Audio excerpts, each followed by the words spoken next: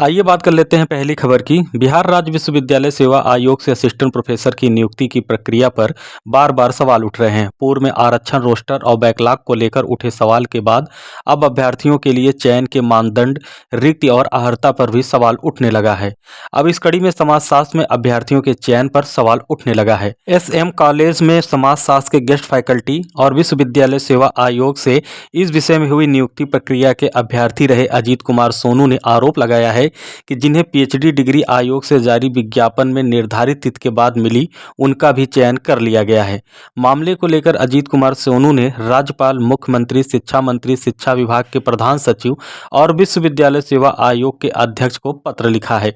इसमें मांग की गई है कि कई ऐसे अभ्यर्थियों का चयन कर लिया गया है जिन्हें विज्ञापन में निर्धारित तिथि के बाद PhD की डिग्री मिली। इस मामले पर सोनू ने इसके साक्ष्य भी उपलब्ध कराने का दावा किया है। साथ ही मांग की है कि ऐसे चयनित अभ्यर्थियों के विश्वविद्यालय आवंटन पर रोक लगाते हुए अभ्यर्थियों के अनुभव प्रमाण पत्र, शैक्षणिक प्रमाण पत्र और शोध पत्रों की जांच कराई जाए। इसी क्रम में मानदंड में बदलाव को लेकर एक दिन पहले आयोग को भारतीय इतिहास का शुरू होने वाला इंटरव्यू अगले आदेश तक स्थगित करना पड़ा है। यह मामला बहाली की प्रक्रिया के बीच 11 नई डिग्रियों या विषय शामिल करने का है। नई डिग्रियां या विषय शामिल करने को एक अभ्यर्थी ने कोर्ट में चुनौती दी थी।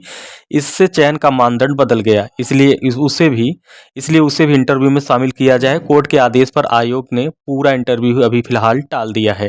प्राचीन भारतीय इतिहास को लेकर TMBU के पूर्व हेड बिहारी लाल चौधरी ने आयोग को ईमेल किया था कि जिन 55 पदों पर बहाली के लिए उसमें इंटरव्यू के लिए अभ्यर्थियों का चयन किया गया है, उसमें से 42 सीटों पर पूर्व में BPSC से बहाली हो चुकी है।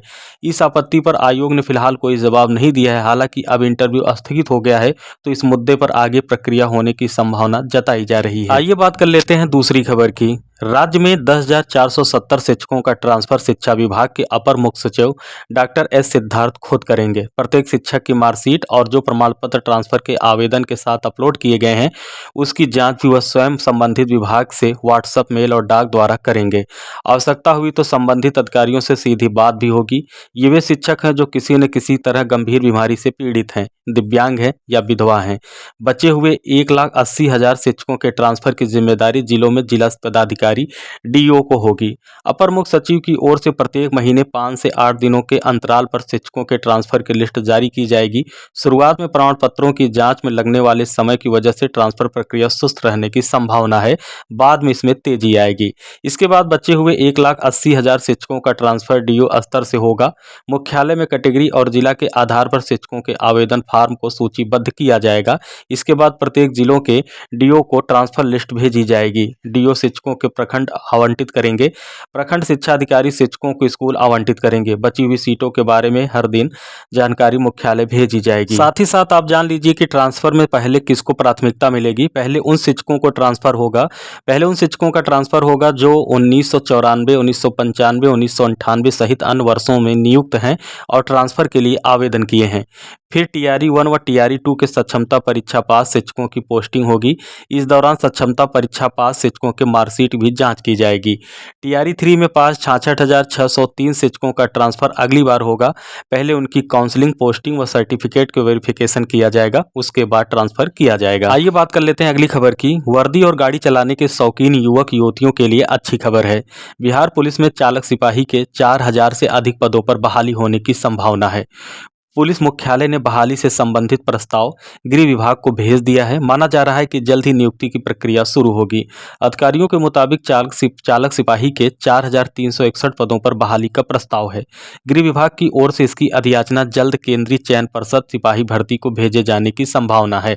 फिलहाल बिहार में चालक सिपाही के पद पर बहाली के लिए इंटरमीडिएट या समकक्ष परीक्षा उत्तीर्ण युवाओं को अवसर दिया जाता है। इसके साथ ही छोटे बड़े वाहन चलाना आना चाहिए। इस बहाली की प्रक्रिया क्या होगी यह भी जान लीजिए। चालक सिपाही की बहाली 2 चरणों में होगी। आवेदन करने वाले अभ्यर्थी को पहले सिपाही की तरह ही लिखित परीक्षा से गुजरना होगा। लिखित परीक्षा के आधार पर चयनित अभ्यर्थियों को वाहन चलाने का टेस्ट देना पड़ता है। इसके बाद अंतिम मेधा सूची के आधार पर सफल अभ्यर्थियों का चयन होगा। बिहार सरकार के अधीन नौकरियों में महिलाओं के लिए 35% आरक्षण का प्रावधान है। चालक सिपाही में भी यह लागू होगा। ऐसे में बड़ी संख्या में महिलाओं को भी चालक सिपाही बनने का अवसर मिल सकता है। बिहार पुलिस में चालक सिपाही के 8,276 स्वीकृत पद हैं। वर्तमान में 3,500 के करीब चालक सिपाही हैं, यानी करीब 4,800 पद रिक्त हैं। प्रस्तावित बहाली के बाद काफ़ी हद तक इनकी कमी दूर हो जाएगी। चालक सिपाही की कमी के चलते पुलिस को निजी चालकों का सहारा लेना पड़ता है। इन पर गश्ती के दौरान कई बार गाड़ी गड़बड़ी या पैसा उगाही का आरोप लगातार लगता रहा है। आइए बात कर लेते हैं अगली खबर की। मालीपुर पंचायत के मालीपुर वार्ड 5 निवासी विनोद पाठक की पत्नी चंदा कुमारी समेत 5 शिक्षकों पर फर्जी सर्टिफिकेट पर नौकरी करने का मामला थाने में दर्ज किया गया था। थाना अध्यक्ष मनोज कुमार सिंह ने बताया कि निगरानी विभाग द्वारा आरोपी चंदा कुमारी समेत 5 शिक्षकों के विरुद्ध फर्जी सर्टिफिकेट होने का आरोप पत्र दाखिल करते हुए मुकदमा दायर किया गया था। इसमें चंदा कुमारी फरार चल रही थी। इस पर न्यायालय द्वारा कुर्की जब्ती का आदेश दिया गया था। न्यायालय के आदेश पर अनुमंडल बिहार अधिकारी के नेतृत्व में रविवार को कुर्की जब्ती कर ली गई है। आइए बात करते हैं अगली खबर की। उत्तर प्रदेश के करीब 50,000 शिक्षा मित्रों को सरकार ने नए साल का तोहफा दिया है। शिक्षा मित्र अब अपने मूल या पास के स्कूल में तबादला करा सकेंगे। सरकार ने इस बारे में शासनादेश जारी कर दिया। तबादले का ऐसा ही एक आदेश 2018 में जारी हुआ था, जिसमें करीब 1 लाख शिक्षा मित्र जो है इसका लाभ पाए थे। शेष बचे शिक्षा मित्रों को अब नए आदेश से बड़ी राहत मिलेगी। शुक्रवार को जारी शासनादेश के अनुसार पुरुष शिक्षा मित्र या फिर अविवाहित महिला शिक्षा मित्र वर्तमान में कार्यरत विद्यालय में तैनात रहने अथवा मूल विद्यालय या मूल विद्यालय में पद रिक्त न होने की दशा में ग्राम सभा ग्राम पंचायत वार्ड में संचालित पास के विद्यालय में शिक्षा मित्र के रिक्त पद पर तैनाती के संबंध में विकल्प दे सकेंगे।